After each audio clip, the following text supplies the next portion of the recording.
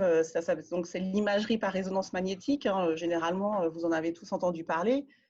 C'est une technique radiologique qui va permettre de donner des images en deux dimensions ou trois dimensions de l'intérieur du corps humain. Et donc, nous, bien sûr, dans la sclérose en plaques, on va l'utiliser pour voir très précisément le cerveau et la moelle épinière.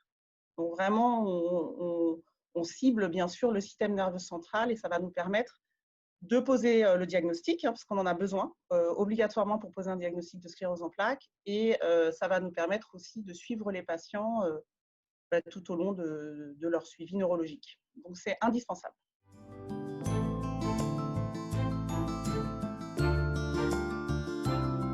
Enfin, il se passe de la même manière qu'on soit atteint de la sclérose en plaques ou autre.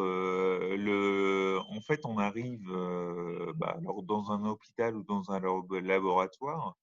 On est accueilli. Le temps d'attente est rarement très long. Avant de rentrer dans une salle qui est en fait une grande salle séparée avec d'un côté l'IRM et de l'autre côté les médecins qui sont séparés par une vitre. Et dans l'IRM en soi, c'est juste un tuyau, un espèce de gros tuyau dans lequel on rentre et qui va nous scanner. Enfin, c'est pas tout à fait un scanner, mais qui va scanner une partie, en tout cas, de notre anatomie. Ça peut être la moelle, ça peut être le cerveau, ça peut être d'autres éléments. Et donc, il n'y a pas vraiment de, il n'y a pas de vraie complexité en fait. À partir du moment où on arrive, on est guidé de A à Z et ça peut durer une petite demi-heure à l'intérieur du tube.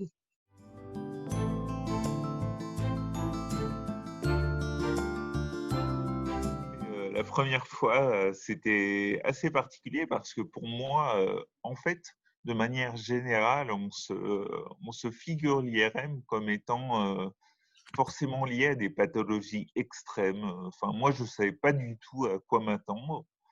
Et du coup, j'étais un peu dans l'inconnu. Je suis arrivé et là, forcément, il y a tout un tas de gens qui savent très bien ce qui va se passer et qui sont pas du tout angoissés, parce qu'il ne faut pas l'être. Mais je l'ai su, je l'ai compris après, une fois l'avoir fait. Mais enfin voilà, je savais pas comment ça allait se passer, je savais pas ce que ça voulait. Enfin, je connaissais ces trois lettres, mais je savais pas ce que ça voulait, ce qu'il y avait derrière. Et à la fin, lorsqu'on m'a, parce qu'à chaque fois à la fin, alors c'est pas nécessairement un neurologue, mais c'est une personne spécialisée qui nous explique ce qu'il y a sur les images qui ont été obtenues par l'IRM. Là, la première fois, en fait, je savais même pas qu'il y aurait ce genre de choses à la fin. Donc, j'étais pas trop stressé.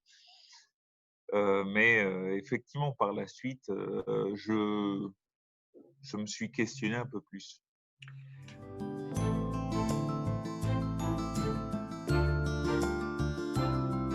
Et à peu près une par an. Maintenant, la primaire progressive, la forme primaire progressive, elle peut évoluer très lentement et si on n'en ressent pas le besoin parce qu'il n'y a pas d'évolution, il n'est pas forcément d'en faire une tous les ans nécessairement. En fait, l'IRM, c'est un outil.